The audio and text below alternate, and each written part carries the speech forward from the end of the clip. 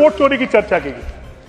खड़गे साहब यहां नहीं है, उन्हें अंबेडकर साहब की बड़ी चिंता रहती है। अंबेडकर साहब को लेके उत्तर हमेशा बात करते हैं, लेकिन इस देश में सबसे पहले अगर वोट चोरी की गई, और मैं समझ सकता हूं इनका दर्द भी क्यों है ये, सबसे पहले अगर वोट चोरी इस देश में की गई तो 1952 1952 का जो पहला इलेक्शन था, उसमें जिनका बार बार जिन्होंने संविधान लिखा हमारे बाबा साहब अंबेडकर, तो जब वो इलेक्शन लड़े तो उनके साथ क्या किया गया, 74,000 बैलेट्स इनवैलिड कर दिए गए और बाबा साहब को चुनाव हरा दिया गया। यह है आप लोगों ने किया है बाबा साहब के साथ। अभी आता हूं मैं आता हूं अभी आगे भी है, मेरे पास और भी है। प्लीज बाबा साहब के साथ जो आपने किया, बोले ना, बाबा साहब के पंचतीर्थ तो आपको नहीं दिखते हैं, जो मोदी जी ने जिनके लिए काम किया, लेकिन जो सच्चाई है वो सुनना पड़ेगा। अच्छा, जेपी कृपलानी, उनके साथ आपने क्या किया? पहला चुनाव फैजाबाद से लड़े जेपी कृपलानी साहब, उनके साथ आपने किया, बहुत लंबा है, मैं वो तो पूरा उनकी एक किताब है जिसका हिंदी अनुवाद अरविंद श्री सुरेंद्र सिंह नागर जी। धन्यवाद उपसभापति जी। उपसभापति जी, पिछले सत्र में और इस सत्र में भी एसआईआर को लेकर सदन को बार बार बाधित किया गया और ऑलमोस्ट पिछला सत्र तो व्हाइट वॉश हो गया, उसमें कोई काम ही नहीं हो पाया। मैं सबसे पहले भारत सरकार को, नरेंद्र मोदी जी की सरकार को बधाई देना चाहूंगा कि संविधान में इलेक्शन कमीशन एक ऑटोनमस बॉडी है, उसके बावजूद चुनाव रिफॉर्म्स पर, इलेक्शन रिफॉर्म्स पर चर्चा करने के लिए रास्ता निकाला और आज हम इलेक्शन रिफॉर्म्स पर चर्चा कर रहे हैं।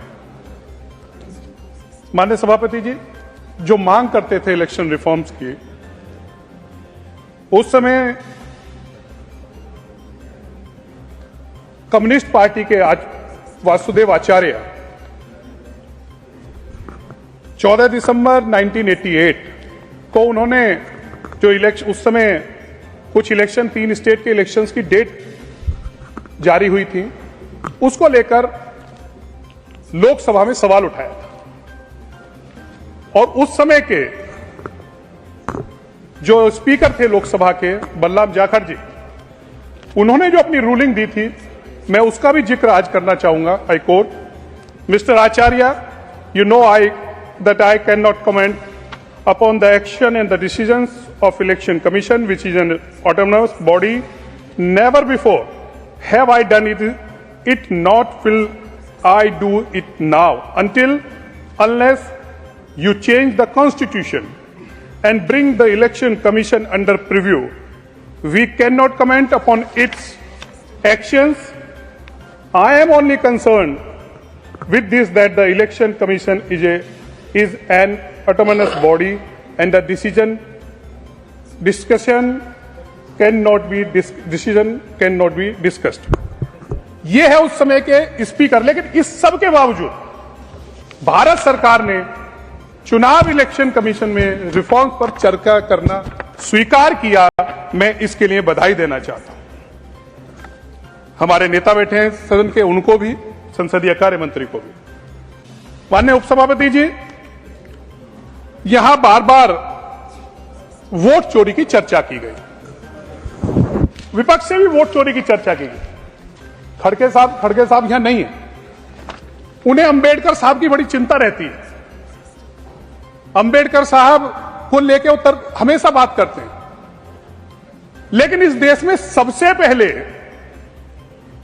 अगर वोट चोरी की गई, और मैं समझ सकता हूं इनका दर्द भी क्यों है ये, सबसे पहले अगर वोट चोरी इस देश में की गई तो 1952 1952 का जो पहला इलेक्शन था, उसमें जिनका बार बार जिन्होंने संविधान लिखा हमारे बाबा साहब अंबेडकर, तो जब वो इलेक्शन लड़े तो उनके साथ क्या किया गया? 74,000 बैलेट्स इनवैलिड कर दिए गए और बाबा साहब को चुनाव हरा दिया गया। ये है आप लोगों ने किया है बाबा साहब के साथ। अभी आता हूं मैं आता हूं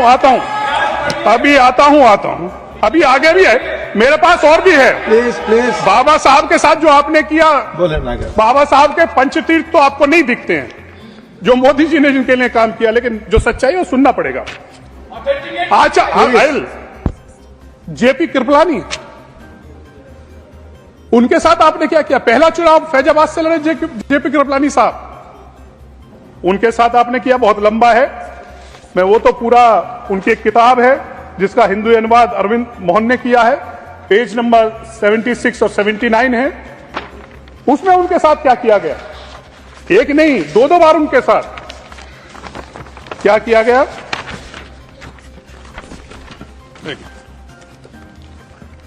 जब वो चुनाव लड़ने के लिए गए तो वहां उन्होंने कहा है, इस किताब में लिखा है कि फिर वही हुआ, मतपेटियां जब फैजाबाद लाई गई, आप लोग जो मतपेटियों पे दोबारा बैलेट पेपर पे जाना चाहते हैं, ये उसी समय से आपकी नीयत, उसी समय का जिक्र कृपलानी जी ने अपनी किताब में किया है। फिर वही हुआ, मतपेटियां जब फैजाबाद लाई गई तो उसके सील टूटे पाए गए और कहा गया कि बक्सों को बैलगाड़ी से लाया गया है, इसलिए हिलने डुलने से सील टूट गए हैं। ये कृपलानी जी ने कहा है। और जब कई बक्सों को खोला गया तो मिला बाहर कोई और निशान है, पहले बाहर निशान बक्सों पे लगता था, ये ध्यान होगा जयराम जी, बाहर बक्सों पे निशान लगता था जब वोट पड़ती थी। जब कई बक्सों को बाहर कोई खोला गया तो बाहर कोई और निशान चिपका मिला और अंदर और निशान पर दूसरे मोहर वाले मत पत्र पाए गए। ये आपने वोट चोरी की कृपलानी जी के साथ। आपने न अम्बेडकर जी को बख्शा, न आचार्य कृपलानी को बख्शा, और इसके आगे भी कृपलानी जी जब तीसरा चुनाव लड़े, उत्तर मुंबई से वो चुनाव लड़े, तब आपने उनके साथ क्या किया? आप कहते हैं आज पैसे का रोल है चुनाव में, आप आरोप लगाते हैं कि पैसे से वोट खरीदी जा सकती है, ये और कोई नहीं, ये शुरुआत इस देश में आपने की है। और कृपलानी जी ने अपनी किताब में लिखा है, वो क्या कहते हैं? कृपलानी जी कहते हैं, जब उत्तर मुंबई में वो चुनाव लड़ रहे थे, हमारे चुनाव क्षेत्र में यूपी दूध वाले भैया लोगों के अनेक ठिकाने बसावटें थी, नगर पालिका को भी उनके वहां से उजाड़कर बाहर बसाने की योजना थी। मुझे वोट देने का वादा किया गया था, परंतु जब कांग्रेस के नेताओं ने उनसे वादा किया कि अगर आप लोग मेनन को वोट डालेंगे तो उखाड़ा नहीं जाएगा। इसी प्रकार बांद्रा में मांस का काम करने वाले ने कसाई बाड़े बनाए थे, उनको भी आश्वासन दिया गया कि आप मेनन को वोट देंगे तो वो भी नहीं उजाड़े जाएंगे, वहां से नहीं हटाया जाएगा। और इसके अलावा क्या किया गया है?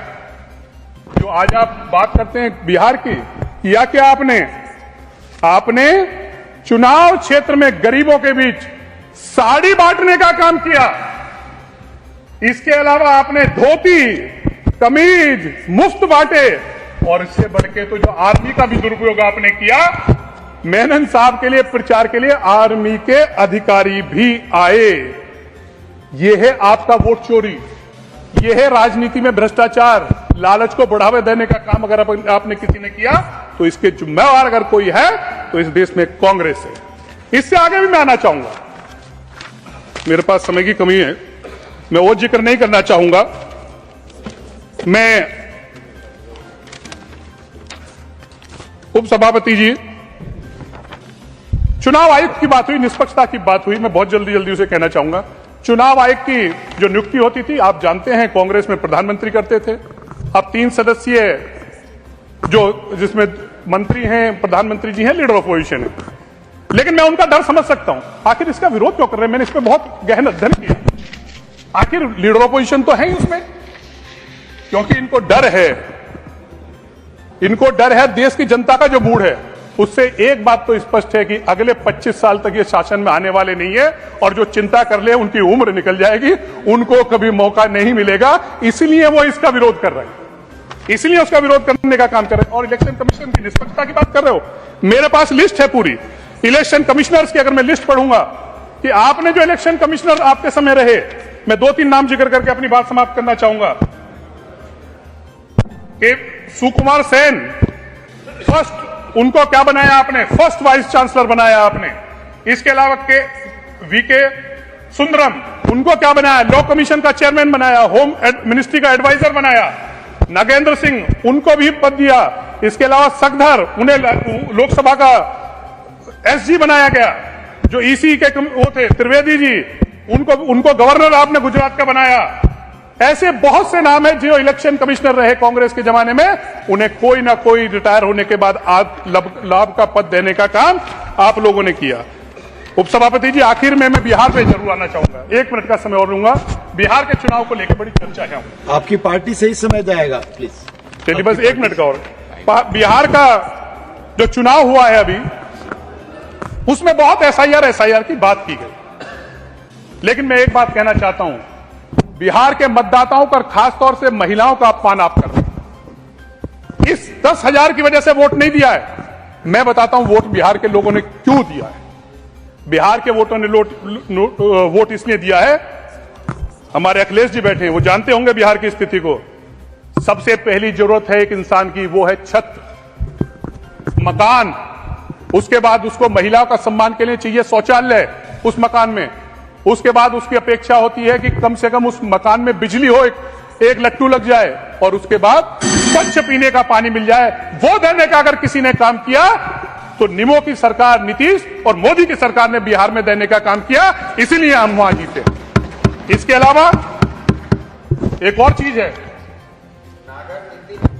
अभी आप मैं एक बात और कहना चाहूंगा कि तालाब में कूदने से कभी वोट नहीं मिलते हैं, तालाब में डुबकी लगाने से कभी वोट नहीं मिलते हैं। वोट तो गरीबों की सेवा करने से मिलते हैं। मैं एक बात लेकर अपनी बात समाप्त करूंगा। मुझे भी बिहार चुनाव में जाने का मौका मिला। आरा में एक दिन खड़ा हुआ था, अखिलेश जी आप जानते हैं, मैं बाहर निकला होटल से, एक व्यक्ति वहां खड़ा हुआ था। वहां मैंने देखा कि बहुत बड़ी संख्या में जो हमारी बेटियां हैं वो सड़क पर दौड़ लगा रही थी। मेरे मन में हुआ कि मैंने उससे पूछा, भी ये कौन है जो इतनी लड़कियां यहां दौड़ लगा रही? बोले साहब ये लड़कियां हैं फोर्स के लिए तैयारियां कर रही। और उसने कहा कि 35% रिजर्वेशन नो फोर्स में देने का काम नीतीश कुमार की सरकार ने किया है, निष्पक्ष तरीके से किया है, एनडीए की सरकार ने किया है, इसलिए आज ये लड़कियां सड़क पर दौड़ लगा रही हैं और इनको 35% जो आरक्षण देने का काम किया। और उसने बाद में क्या कहा? उसने कहा साहब मेरे बच्चे को भी मिला है, लेकिन मैं जाति में काम नहीं करता हूं। लेकिन अंत में उसने कहा कि साहब लाभ तो मिला है, लेकिन उसने खुद बताया कि मैं साहब जाति से यादव हूं। अपनी जाति भी उसने बताई, लेकिन उसने स्वीकार किया कि आज अगर ये महिलाओं की वोट मिलनी है तो महिलाओं के लिए जो काम नीतीश कुमार की सरकार, एनडीए की सरकार ने किया, इसलिए हम बिहार में जीते हैं। हम किसी के रहमो करम से, बेईमानी से वोट चोरी करके नहीं। आप वोट ही चोरी करके आपने बाबा साहब को हराया, कृपलानी जी को हराया, बहुगुणा जी को हराया। ये आपका इतिहास है, भारतीय जनता पार्टी का इतिहास नहीं है, ये नरेंद्र मोदी सरकार का इतिहास नहीं है। हम काम के आधार पर जीते हैं और आगे भी जीतते रहेंगे। बहुत बहुत